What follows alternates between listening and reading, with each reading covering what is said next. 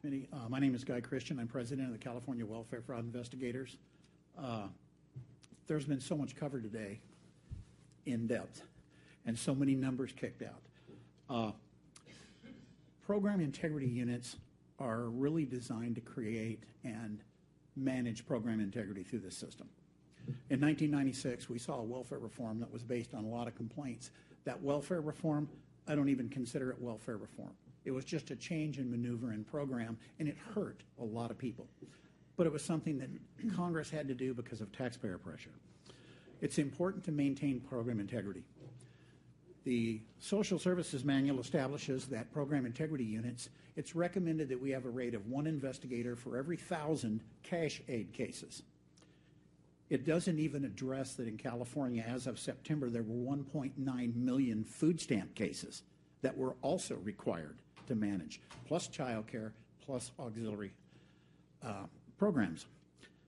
There's been a lot of numbers. You've heard them all today, but there's a form called the DPA 266, or the Fraud Activity Report. I would urge you, it's CDSS's form, go online and review that. Because for the 2003 fiscal year 2012-2013, there were 1.65 million referrals sent to program integrity units. 306,000 were all that were able to be investigated. Of that amount, 116,000 plus were found to have some element of fraud. Now, that's not prosecution. That could be any kind of fraud around. That's 38%. I keep hearing 1%. When I go to national committees and national meetings and I hear 1%, everyone laughs. Keep in mind, the 1% is an error rate, not the... This is fraud. Right. We just don't have enough people to do the job. We are talking program integrity here today. That's what this was supposed to be about. And in order for us to do our job, we want to be able to have the manpower.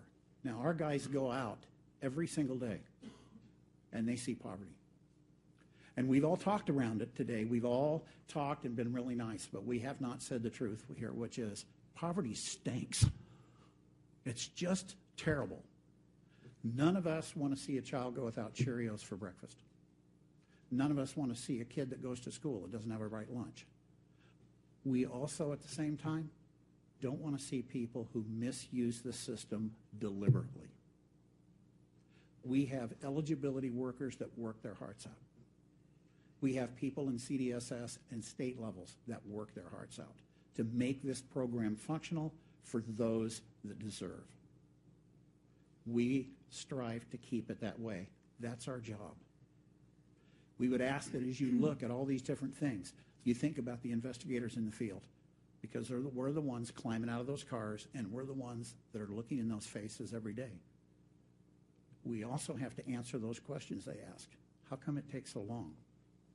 Or what can I get? So we'd like to have the ability to be able to do that job. And right now, our funding comes from counties. County welfare director makes a determination of how much that fraud unit is going to get.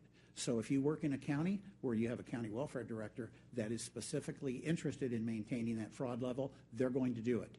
But if they choose not to, the SIU suffers. We need to make a program to where SIUs are the same throughout California, where in Mendocino County, it's done the same as it is in San Diego County. And reporting statistics are reported the same throughout the state. We would hope you take that into consideration. We want the assistance to go to the people that need it. That's where it needs to be. And every time we see a headline, so-and-so committed food stamp fraud, it hurts every person on assistance. It hurts every person who works within this system, whether you're an eligibility worker or whether you're somebody writing policy in Sacramento. Thank you. Thank you, Mr. Christian.